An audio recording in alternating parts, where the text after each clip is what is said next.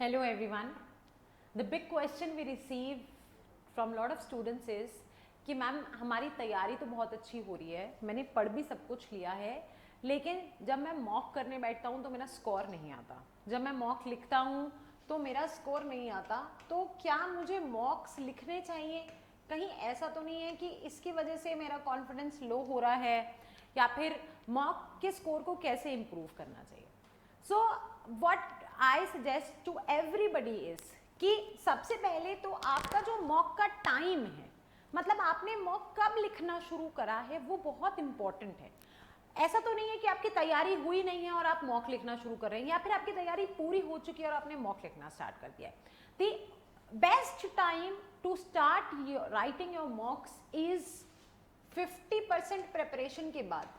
After 50% आपको लगता है कि आपने 50% भी सिलेबस कवर कर लिया है, then you must start writing मॉक्स।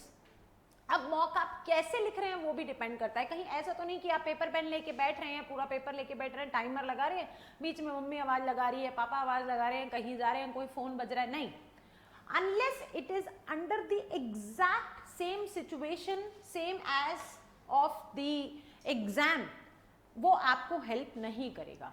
तो अगर आपका पेपर जिस मोड में है, आपका पेपर ऑनलाइन है, तो आपका मॉक भी ऑनलाइन ही होना चाहिए, आपको ऑनलाइन ही वो पेपर देना। आपका रियल एग्जाम ऑफलाइन है तो आप अपना मॉक भी ऑफलाइन ही मोड में लिखेंगे, ठीक है।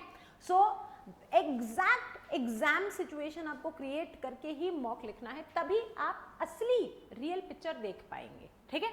ओके, नेक्स्ट इज मॉक जब हम लिख देते हैं तो मॉक का स्कोर अगर कम आता है, then what is the trick to improve your score? मैंने बहुत सारे ऐसे बच्चे देखे हैं, बहुत सारे अनगिनत, वो क्या करेंगे, जैसे आज मॉक लिखा, मॉक का स्कोर मान लीजिए कुछ भी कम आया, उसके बाद थोड़े उदास हो जाएंगे, पढ़ेंगे, 2 दिन की तैयारी करेंगे या फिर शौक मनाएंगे, and then they start writing another mock. They forgot कि मॉक लिखने का मोटिव क्या है। मॉक लिखने का मोटिव है test evaluation of your own preparation, है ना। मॉक लिखने का मोटिव है कि आपको ये जानना है कि आप कहाँ खड़े हो अपनी तैयारी में। तो अगर आप मॉक लिखने के बाद उसका एनालिसिस नहीं कर रहे हैं, उसका डिटेल्ड एनालिसिस नहीं कर रहे हैं, अगर आपने 2 घंटे मॉक में दिए हैं और 4 घंटे एनालिसिस में नहीं लगाए हैं, it is futile. There is no point writing mock if you are not analysing it in the right वे।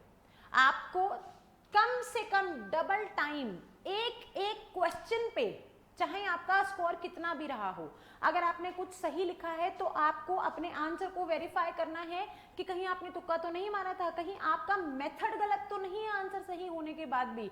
क्या आप क्या सोच रहे थे जब आपने ये पर्टिकुलर आंसर मार्क किया था? और गलत आंसर पे तो डेफिनेटली मेहनत करनी है कि यार जब मैं ये सोच रहा था तो मेरे दिमाग में ये था और इसका आंसर ये है, क्यों है। और अनअटेम्प्टेड दैट वाई, मेरे दिमाग में क्यों नहीं आया। और अनअटेम्प्टेड वाले एरियाज को अलग से लिखो कि ये वाला एरिया है, कोई पर्टिकुलर टाइप ऑफ क्वेश्चन है या कोई पर्टिकुलर सेक्शन है, कोई पर्टिकुलर चैप्टर है जिसका क्वेश्चन हमेशा आपसे छूटता है, उनको अलग से आपको तैयार करना है। जब तक आप डिटेल्ड एनालिसिस नहीं कर लोगे, जब तक एक मॉक को इतना अच्छे से तैयार नहीं कर लोगे कि वो 100 के 100 क्वेश्चन दोबारा दिख जाएं तो आपके 100 के 100 सही हो, तब तक आप दूसरा मॉक नहीं लिखोगे। This is the gist, this is the secret mantra कि आपको मॉक जो लिखने हैं वो एक का एनालिसिस के बाद ही दूसरा मॉक लिखना है, ठीक है। I can vouch on it कि अगर आप इसको फॉलो करोगे, मैंने देखा है बच्चों को, मेरे क्लैट के भी बहुत सारे स्टूडेंट्स हैं, DULLB के बहुत स्टूडेंट्स हैं जो कि करते थे ये सीधा मॉक लिख रहे हैं, लेकिन जब एनालिसिस के बाद लिखने लगे तो ऑटोमेटिकली डबल डिजिट का स्कोर ट्रिपल डिजिट में आने लग गया, ठीक है।